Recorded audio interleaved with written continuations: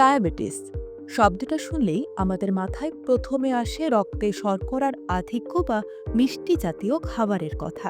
কিন্তু আপনি কি জানেন, ডায়াবেটিস বললেই আমরা সাধারণত যা বুঝি তার বাইরেও আরও একটি রোগ আছে যার নাম ডায়াবেটিস ইনসিপিটাস।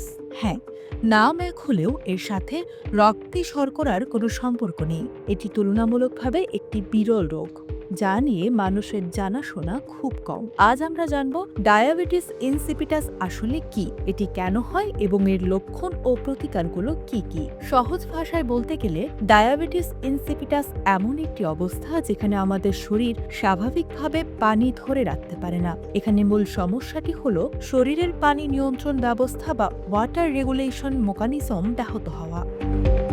আমাদের মস্তিষ্কে অ্যান্টিডাইউরেটিক হরমোন বা সংক্ষেপে ADH নামক একটি হরমোন থাকে যা কিডনিকে সংকেত দেয় কতটুকু পানি প্রস্রাবের মাধ্যমে বের হবে আর কতটুকু শরীরে থাকবে। এই হরমোনের কাজ যখন ব্যাহত হয় তখনই দেখা দেয় ডায়াবেটিস ইনসিপিটাস। ফলে রোগী অতিরিক্ত প্রস্রাব করেন এবং প্রচণ্ড তৃষ্ণায় ভোগেন। চিকিৎসা না নিলে শরীর দ্রুত পানিশূন্য হয়ে পড়ে এবং ইলেকট্রোলাইটের ভারসাম্য নষ্ট হয়ে যায়। ডায়াবেটিস ইনসিপিটাস প্রধানত দুই ধরনের হয়ে থাকে। সেন্ট্রাল ডায়াবেটিস ইনসিপিটাস এটি ঘটে যখন মস্তিষ্কের পিটুইটারি গ্রন্থি বা হাইপোথ্যালামাস পর্যাপ্ত ADH তৈরি করতে পারে না। মাথায় আঘাত পাওয়া, টিউমার হওয়া, মস্তিষ্কের সংক্রমণ বা কোনো জটিল অস্ত্রোপচারের পর এই সমস্যা দেখা দিতে পারে। এই রোগের আরও একটি ধরন আছে, নেফ্রোজেনিক ডায়াবেটিস ইনসিপিটাস। এক্ষেত্রে শরীরে হরমোন ঠিকই থাকে কিন্তু কিডনি সেই হরমোনের সংকেতে সাড়া দেয় না। দীর্ঘদিন লিথিয়াম জাতীয় ঔষধ সেবন, জেনেটিক সমস্যা বা কিডনির দীর্ঘস্থায়ী রোগের কারণে এটি হতে পারে। এই রোগের প্রধান লক্ষণ হল মাত্রাতিরিক্ত প্রস্রাব। একজন সুস্থ মানুষের তুলনায় এই রোগীদের দিনে 5 থেকে 15 লিটার পর্যন্ত প্রস্রাব হতে পারে। এর পাশাপাশি থাকে প্রচণ্ড পানির পিপাসা, বিশেষ করে একদম ঠান্ডা পানি খাওয়ার প্রবণতা।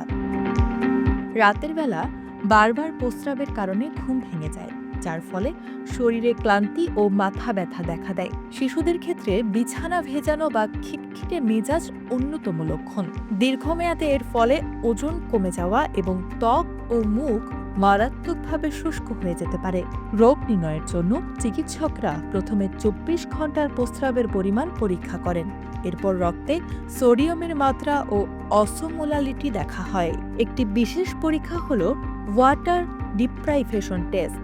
এতে রোগীকে কয়েক ঘন্টা পানি ছাড়া রাখা হয় এবং তার শরীরের প্রতিক্রিয়া লক্ষ্য করা হয়। প্রয়োজনে MRI করে দেখা হয় মস্তিষ্কের হাইপোথ্যালামাস বা পিটুইটারি গ্রন্থিতে কোনো সমস্যা আছে কিনা।